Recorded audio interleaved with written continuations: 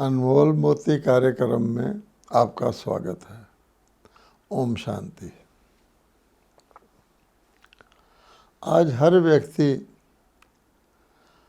स्वयं को स्वस्थ रखने के लिए, खुश रखने के लिए, अच्छा जीवन बिताने के लिए कई प्रकार के प्रयास कर रहा है। हमारे पास आज धार्मिक ग्रंथों की भरमार है। हमारे पास आज विज्ञान की सत्ता की उपलब्धियां भी अवेलेबल हैं। हमारे पूर्वजों की जो अनुभव रहे हैं, जो उनकी विजडम हमारे पास जनरेशन से नीचे आती रही है, वो भी आज मानव के पास पूरी तरह से उपलब्ध है। संचार के साधन इतने विकसित हो गए हैं कि आप एक सेकंड में कहीं की कहीं कम्युनिकेट कर सकते हैं। बल्कि अब तो जैसी जो जहाँ हो रहा है उसको वहाँ देख भी रहे हैं, जो जहाँ हो रहा है उसको दिखा भी रहे हैं। तो ऐसी प्रगति के दुनिया में भी मनुष्य को अगर ये महसूस हो कि मैं तनाव में हूँ, मेरे को जीवन का लक्ष्य नहीं है, मैं सब कुछ करते हुए भी अंदर से असंतुष्ट हूँ, सुख तो दूर की बात है, मैं अपने अंदर सच्ची शांति भी महसूस नहीं कर रहा हूँ। मुझे लोग स्वार्थ के वश मेरे समीप तो आते हैं, लेकिन कोई सच्चा रूहानी प्यार, असली प्यार मुझे मिल जाए, वो मुझे महसूस नहीं होता। तो आखिर सब मनुष्य उस परमात्मा की ओर ही देखते हैं और उसी से प्रेयर करते हैं। प्यार चाहिए तो कहते हैं तू प्यार का सागर है, तेरी एक बूंद के प्यासे हम। शांति चाहिए तो फिर भी परमात्मा की ओर देखते हैं, वो शांति के दाता, मुझे एक घड़ी के लिए तो मन की शांति प्रदान कर दो। ऐसी दशा को देखकर भगवान अवतरित होते हैं। यही दशा थी दुनिया की 5000 वर्ष पूर्व जब भगवान अवतरित हुए थे। उन्होंने गीता ज्ञान दिया था और गीता ज्ञान के द्वारा मनुष्य को पुनः उसकी ओरिजिनल असली स्थिति है उस तक लाया था। एक मनुष्य नहीं बल्कि सारे मनुष्य मात्र को लाया था, और जिसके द्वारा भगवान ने सब रोगों को दूर करके हर प्रकार की संपन्नता, सुख, स्नेह, समृद्धि की दुनिया स्थापित की थी। कालांतर से भगवान ने खुद ही कहा है कि जो मैं स्थापित करके जा रहा हूँ, एक दिन फिर ऐसा आएगा कि मुझे उसकी पुनर्स्थापना करनी पड़ेगी। तो कालांतर से वो देवताओं के युग भी बीत गए। उसके बाद मनुष्यों द्वारा रिसर्च करके, मेहनत करके जिस प्रकार पद्धतियाँ स्थापित की गईं, द्वापर युग वो भी बीत गया। उसमें थोड़ा सा ही दुख था। फिर कलयुग आ गया तो फिर हम जानते हैं दुख बढ़ते बढ़ते बढ़ते अब उस दुख की फिर अति हो गई है। तो भगवान फिर अवतरित हुए हैं। वो कहते हैं जो मैंने तुमको ज्ञान दिया था, जो मैं तुमको योग बल दिया था, उसका थोड़ा थोड़ा वर्णन तो ऋषि मुनियों ने दिव्य दृष्टि द्वारा भगवत गीता शास्त्र लिख करके किया है।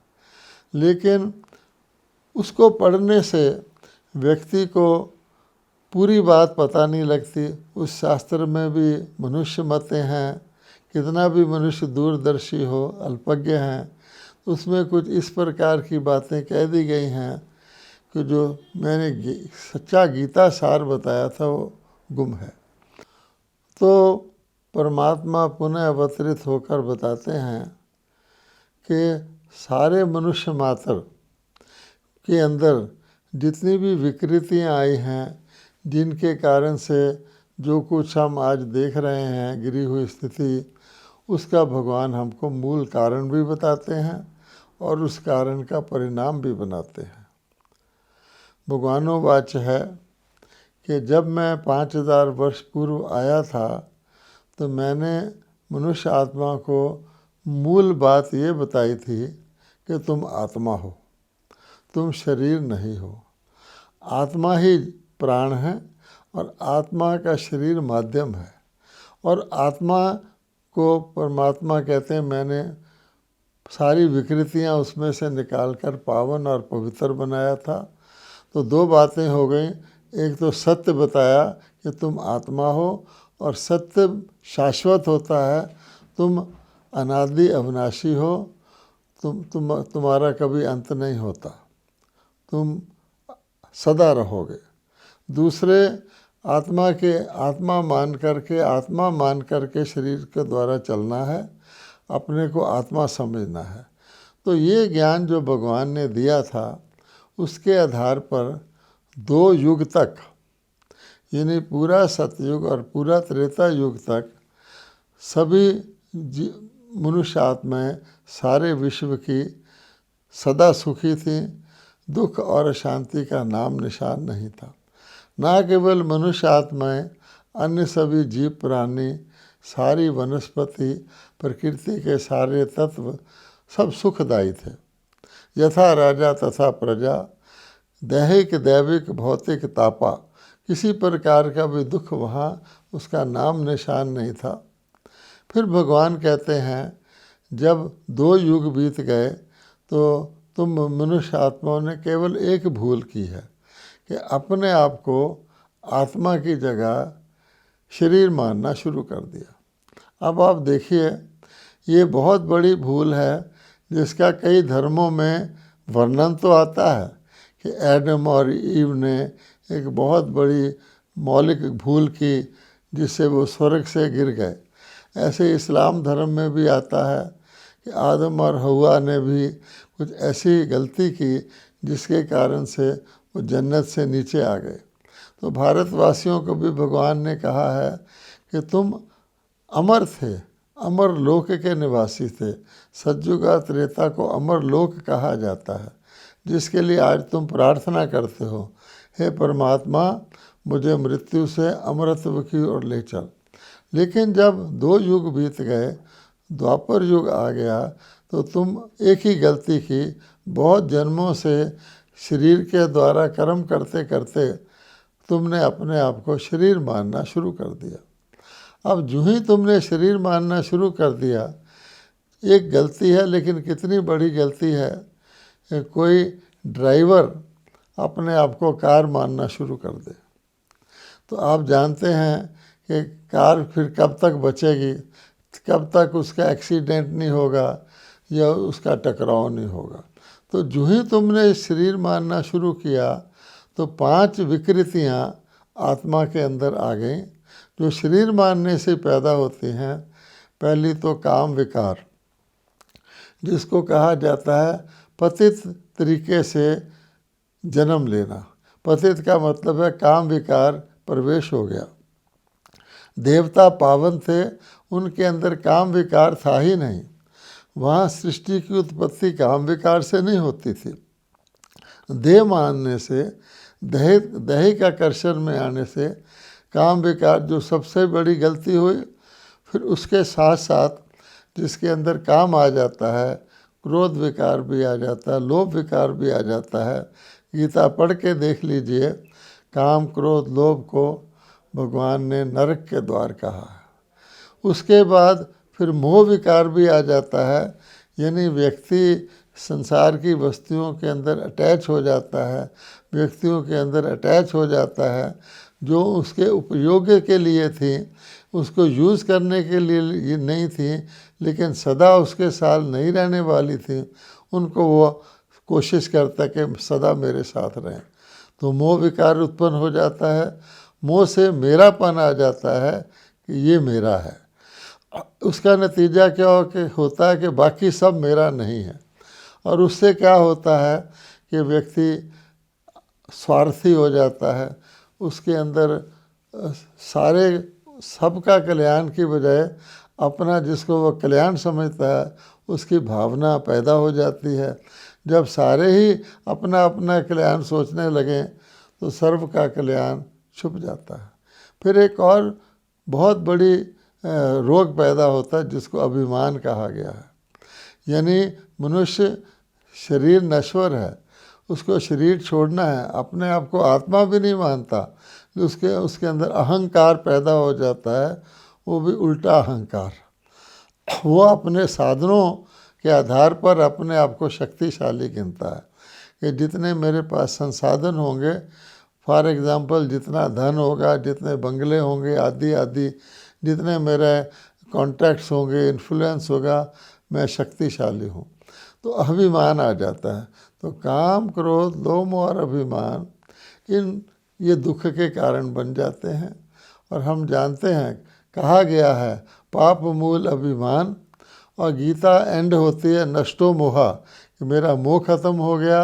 और काम, क्रोध, लोभ को तो भगवान ने नरक के द्वार ही कहा है। अब ये रोग जो हैं आत्मा के, इनसे मानसिक रोग भी पैदा हो जाते हैं, शारीरिक रोग भी पैदा हो जाते हैं, परिवार में भी असमरसता आ जाती है, समाज के अंदर भी फूट पड़ना शुरू हो जाता है, सारा विश्व के अंदर भी मेरा और तेरा, हमारा नहीं, परमात्मा का नहीं, ये भाव पैदा हो जाता है। अब जब आज की स्थिति हम देखते हैं तो ये सारे ही रोग, काम, क्रोध, लोभ, मोह, अहंकार विकराल रूप ले चुके हैं। इतना विकराल रूप ले चुके हैं कि उनके कारण से शारीरिक रोग अनेक प्रकार के पैदा हो गए हैं, क्योंकि उसका सारे का प्रभाव वातावरण पर है, हवा पर है, पानी पर है, संबंधों पर है, पशु पंछियों पर है, सारी चीज़ पर है, वनस्पति पर है। अब उससे शारीरिक रोग उत्पन्न हो जाते हैं। तो आज का मनुष्य फिर शारीरिक रोगों के इलाज के लिए कोशिश करता है। वो सोचता है मेरा शरीर स्वस्थ हो जाएगा तो बाकी सब ठीक हो जाएगा। आज का स्लोगन ही है sound mind in A sound body. अगर शरीर ठीक होगा तो मन आपे स्वस्थ हो जाएगा, रिलेशनशिप भी ठीक हो जाएंगे। तो इस भूल के कारण वो शारीरिक रोगों का इलाज करवाता रहता है। हम जानते हैं जड़ तो कहीं और है, इसलिए शारीरिक रोग भी बढ़ते जा रहे हैं और बड़ी सूक्ष्म प्रकार के होते जा रहे हैं। तो फिर मनुष्य ने उसके इलाज के भी उपचार जो हैं वो और से और अलग से अलग सूक्ष्म तौर पे ढूंढते जा रहा है, लेकिन वो आप देखते हैं रोग आगे आगे हैं और इलाज पीछे पीछे है। और इतनी अति हो गई है कि आज एक एक इंद्रिय के इलाज के लिए कितनी प्रकार की दवाइयाँ, एक आँख को ही ले लें तो आँख के इलाज के लिए आज 100 से ज़्यादा दवाइयाँ बनाई गई हैं, ऑपरेशन उससे अलग हैं और सारी चीज़ें अलग हैं। दूसरी बात कि ऐसा हो नहीं सकता कि कोई व्यक्ति शारीरिक तौर पे तो रोगी हो और मानसिक तौर पे रोगी ना हो। तो डॉक्टर भी इस बात को स्वीकार करने लग गए हैं। पहले समय में तो पिछली सदी में तो वो शरीर का ही इलाज करते थे, फिर उन्होंने भी पाया कि शरीर के रोगों का कारण मानसिक रोग हैं। उन्होंने ये डिक्लेयर कर दिया कि 80% से ज़्यादा जो रोग हैं वो साइकोसोमेटिक हैं, अर्थात शारीरिक रोग मन से उत्पन्न होते हैं।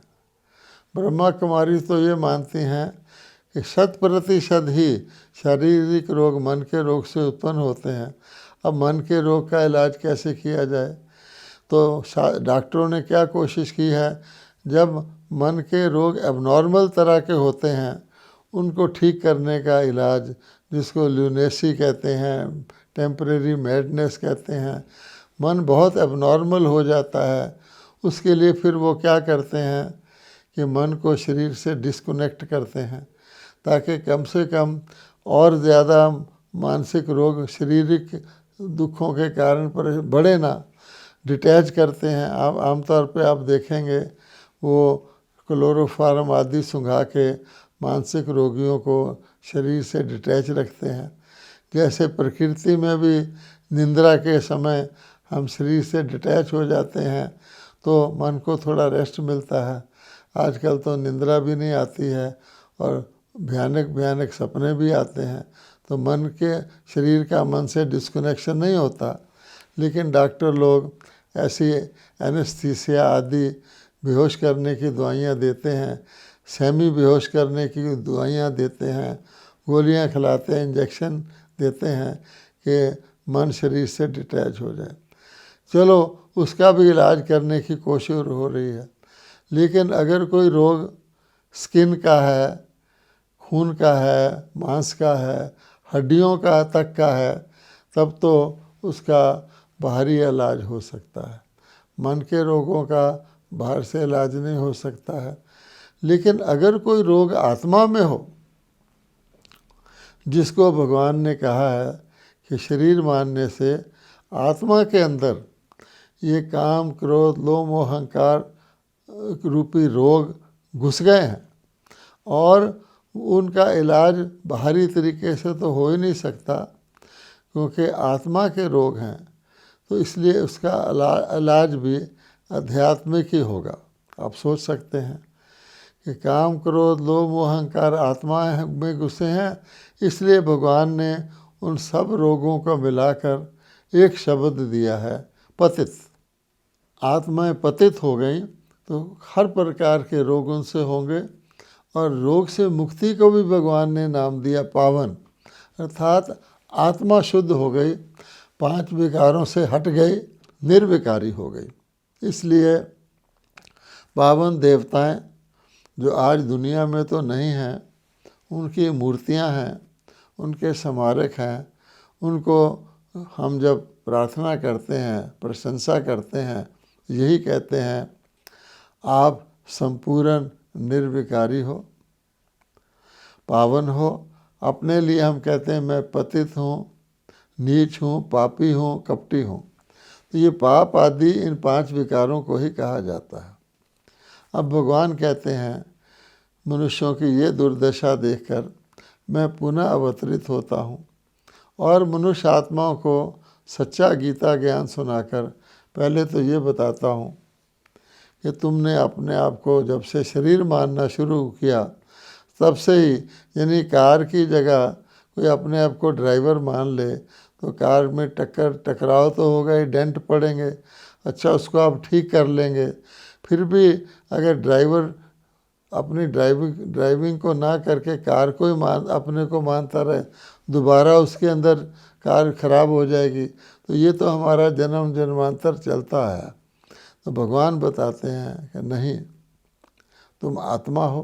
पहली बात, तुम आदिकाल में तुम आत्मा पावन थे, तुम्हारा अनादि स्वरूप भी पावन है। अब तुम पतित हो गए हो, अब भगवान उसका कारण भी बताते हैं।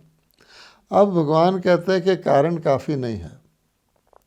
कोई व्यक्ति शराब पी पी कर अपने सारे फेफड़े खराब कर ले और सारी उसकी दुर्दशा हो जाए, और कोई डॉक्टर उसको कहे कि देख शराब पीने के कारण से तेरा ये सब हुआ है, वो अंदर भी रियलाइज़ करता है, और अब अगर तूने जीना है तो शराब को छोड़ दे। अब उस व्यक्ति को खुद भी पता था, डॉक्टर ने उसको और सावधान कर दिया। अब क्वेश्चन आता है कि ये सुनकर क्या वो शराब छोड़ पाएगा? अच्छा, हमारे अंदर भी हमको कि कह दे कि 5 विकारों के कारण ही तुम्हारे से अयथार्थ कर्म होते रहे हैं, जिनको लोग पाप कहते हैं, जो दुख का मूल कारण बनते हैं। तुमको ये छोड़ना है। पहली बात, क्या व्यक्ति कोई पुरानी आदत को, जो आदत संस्कार का रूप धारण कर चुकी हो, जो युगों से उसके अंदर आ चुकी हो, उसको अचानक से छोड़ सकता है? कहा जाता है हैबिट्स डाई हार्ड। एक आदत भी छोड़ना मुश्किल है, और जो आदत संस्कार का रूप धारण कर ले और 2 युगों से उस प्रकार से धारण हो, वो छूट नहीं सकती। अच्छा, दूसरी एक और बात है। मान लीजिए कोई व्यक्ति हिम्मत करके फैसला कर लेता है कि ठीक है, मैं अटेंशन रखूँगा, कोई भी कर्म काम, क्रोध, लोभ, मोह, अहंकार के प्रभाव से नहीं करूँगा। ये वो आगे के लिए तो कर सकता है, यद्यपि मुश्किल है। आगे के लिए तो सोच सकता है कि मैं इन विकारों के प्रभाव में कर्म नहीं करूँगा, लेकिन जो पीछे के अनेक जन्मों के उन विकारों के कारण से के जो प्रभाव संस्कार के रूप में मन के अंदर है, आत्मा के अंदर है, उसका बहाव इतना पावरफुल होता है। जैसे पानी का बहाव पावरफुल हो, आजकल आप नदियों में बाढ़ देखते हैं तो गांव के गांव बहा कर ले जाते हैं, पुल बहा कर ले जाते हैं, गाड़ियां बहा कर ले जाते हैं। तो पिछले संस्कारों का प्रभाव इतना है कि कोई व्यक्ति कोशिश भी करे, चाहे भी कि मैं विकारों से मुक्त हो जाऊं, वो हो नहीं पाता है। और इसका प्रमाण ये है, आज हम सब लोगों का एक क्लासिक स्टेटमेंट सुनते हैं। वो क्या कहते हैं? जब जब उनके अंदर जागृति आती है, फिर क्या कहते हैं? मैं ये करना तो चाहता हूँ लेकिन कर नहीं पाता, यानी मैं अच्छा बनना चाहता हूँ, बन नहीं पाता। या मैं करना तो नहीं चाहता था पर हो गया, अर्थात मैं किसी पर गुस्सा नहीं करना चाहता था, कोई गलत काम करना नहीं चाहता था पर मेरे से हो गया। अब कोई ड्राइवर कहे कि मैं टक्कर लगाना तो नहीं चाहता था, मेरे से लग गई। या मैं बचाव करना चाहता था पर मैं बच नहीं सका। तो क्या सिद्ध करता है कि पिछला बहाव, पिछले संस्कार इतने प्रबल हैं कि मनुष्य को वो जानते हुए भी सही रास्ते पर चलने नहीं देखते। आज आप देखेंगे समाज के अंदर कोई व्यक्ति थोड़ा सा भी अच्छा काम करना शुरू करे तो उसको मुश्किल तो लगती है, अन्य लोग भी उसको कहने लग जाते हैं कि वाह, यानी समाज ऐसा है, उसको अच्छा काम करने से थोड़ा उसको ढीला करने की कोशिश करते हैं। इसलिए भगवान कहते हैं कि जैसे एक डॉक्टर होता है तो डॉक्टर ना केवल दवाई देता है बल्कि दवाई को धारण करने के लिए एक टॉनिक भी देता है। अगर कमज़ोर मरीज़ है, दवाई तेज़ है, दवाई का असर उल्टा पड़ सकता है कमज़ोर मरीज़ पर, तो उसको वो साथ साथ शक्ति देता है। आप हमेशा देखेंगे डॉक्टर डाइट का, भोजन का कंट्रोल बताएंगे, कई बातों का कंट्रोल बताएंगे जिसको परहेज़ कहते हैं, और साथ साथ किसी को विटामिन कुछ देंगे, कुछ और देंगे, ग्लूकोज चढ़ाएंगे, मतलब टॉनिक दे करके दवाई करते हैं।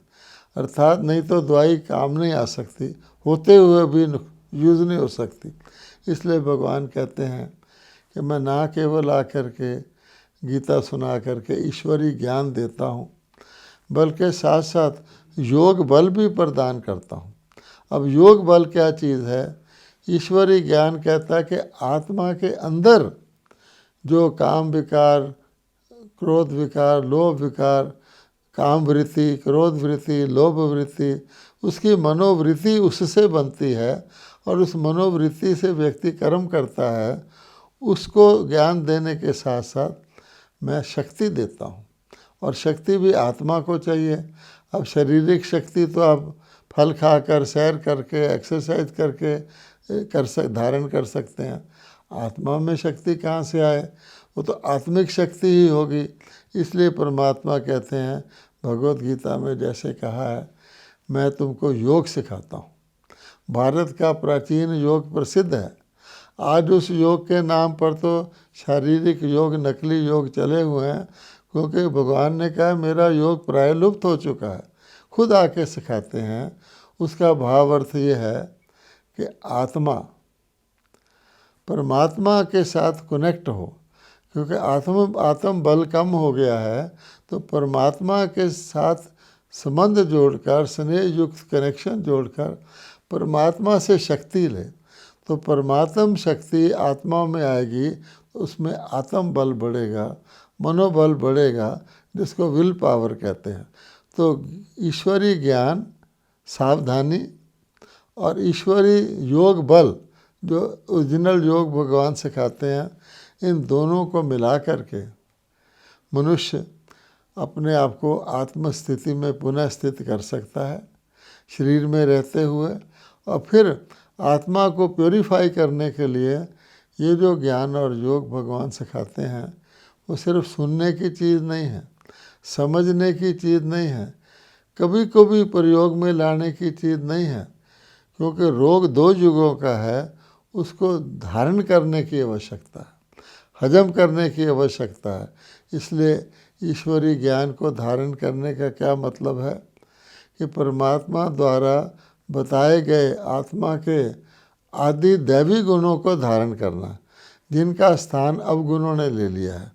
अगर काम, क्रोध, लोभ, मोह, अहंकार अवगुण हैं, विकार हैं, अर्थात बिगड़ा हुआ रूप है, तो हम जानते हैं क्षमा भाव, संतुष्टता, नम्रता, निर्माणता और आत्मिक दृष्टि, ये सब चीज़ें धारण करने से, जिसको हम कहते हैं ईश्वरीय ज्ञान, ईश्वर द्वारा प्रदान किए हुए दैवी गुण और दिव्य शक्तियाँ, इनको धारण करके फिर अन्य आत्माओं को इनको धारण कराने से और पक्की होती हैं। मान लीजिए मेरे अंदर क्रोध है, मैं दूसरे को कहूँ क्रोध ना कर, क्रोध ना कर, तो मेरा क्रोध छूटता है। इन चीज़ों को, ज्ञान को, योग को धारण करके, दैवी गुणों को, फिर उनकी धारणा अन्य आत्माओं को कराने से, वैसे भी गुरु ऋण होता है, तो भगवान जो हमें सिखाता है वो हमें अन्य आत्माओं को पास ऑन करना है, जो आजकल ये हम कर रहे हैं। इसके द्वारा व्यक्ति जो है आत्मा को पुनः पावन बनाता है। जब सारे ही आत्माएं, क्रिटिकल नंबर ऑफ सोल, यानी जितनी सतयुग में पर्याप्त आत्माएं हैं, वो इस धारणा को कर लेती हैं, तो विश्व परिवर्तन हो जाता है। ओम शांति।